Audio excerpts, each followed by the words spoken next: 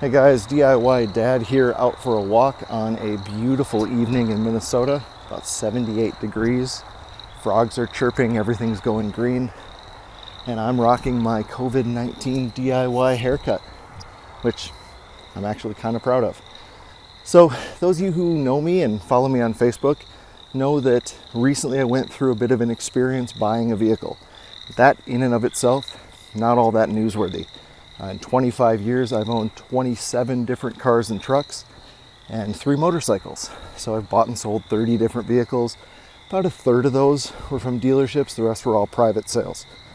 So I've been through this game more than once. I know some of the tactics, and almost every experience I've had with a car dealership has gone exactly the same way. You go in, negotiate the purchase price.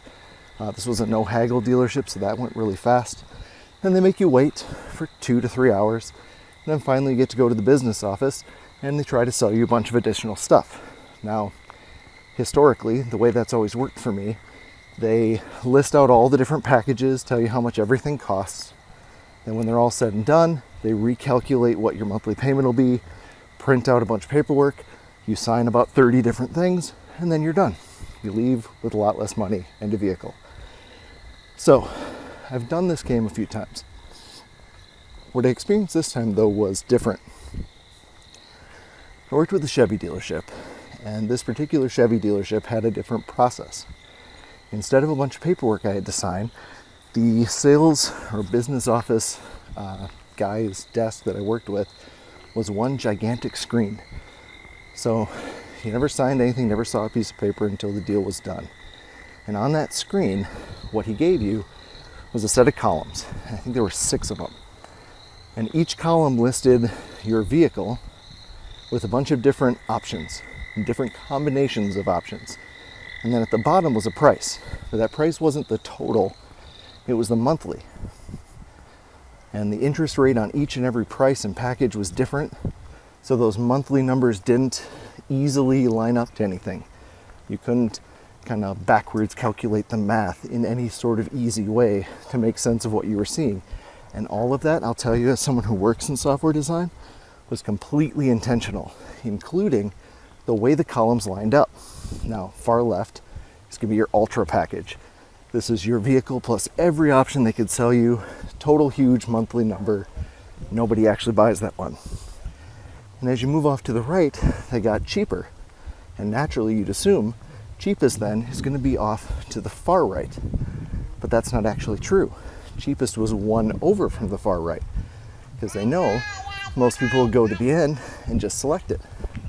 And what I noticed after really looking at it, though, is what wasn't on that page anywhere was just the truck, just the vehicle, without all of these options and everything else. In fact, to figure out how much the vehicle was without a single add-on, he had to go recalculate the whole thing. And he made a big show of it, how he had to create this special package and go through and price, and he did a lot of sighing and a lot of, well, you know, these are really good deals. And we went through and we talked about a bunch of different things, and it finally came down to the extended service contract that I wanted, because I've had bad experiences with Chevys, and at the time I was buying a Chevy Colorado and I just don't trust them. So we had the truck plus the service contract without any of the extras. And then he says to me, well, if you look at this package next to that, notice the payment is only $2 different. Because you're buying these things, you can essentially throw in one of these other options, like interior protection of the cloth, or paint protection, or underbody rust protection, or one of the other really high markup, very low value services that they sell for free. Basically $2 a month, not a big deal. So thought about it, I'm like, okay, fine, $2 a month over 60 months or whatever it is, $120. Okay, I've got kids, interior protection on the cloth, sure, let's do that. $2 a month, no big deal. And what I realized, not unfortunately until after I'd signed everything, was it wasn't $2 a month. It was $2 a month, and they extended the length of the contract by 3 months, which was on that screen in tiny, tiny little numbers next to the button that I selected. Now, all this is done electronically before a single thing is printed, and you're signing electronically as well, which lets them skip through pages of info. Not that they're going to skip it. They'll just tell you to skip it. Like, here, click on page 4, and that's where you'll need to sign it. So you just skipped 3 pages of disclosures. And since you did it, you chose to do it. Basically said, they don't have to review all of that.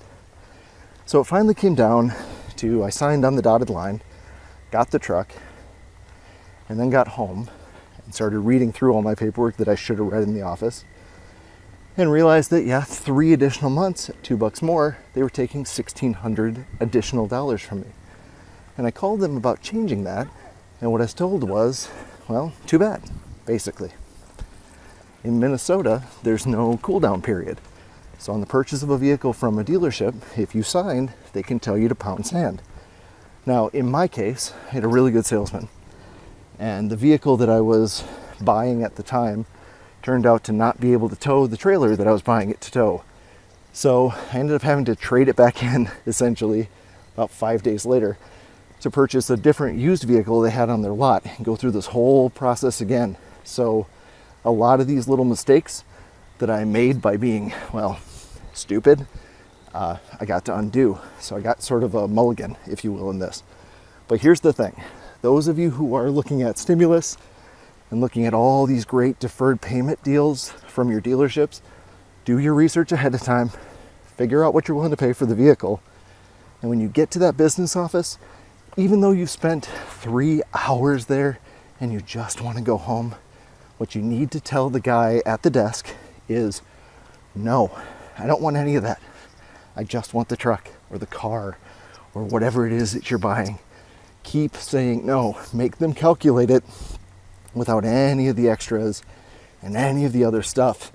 So at least you can figure out what your payment would be if you actually honored the deal that you told them you were going to do, or that they told you they were going to do when they started. So that's my public service announcement, rant, buyer beware statement, let's say. And as always, sorry I'm a little out of breath. I'm on mile 4 of this walk, which is not the best time to do one of these videos. But as always, I'll end it with a dad joke. So there's evidence, and I've been convinced of this now, that French fries are misnamed. French fries should actually be called Greek fries. And it's because of one very profound statistic. So what is it?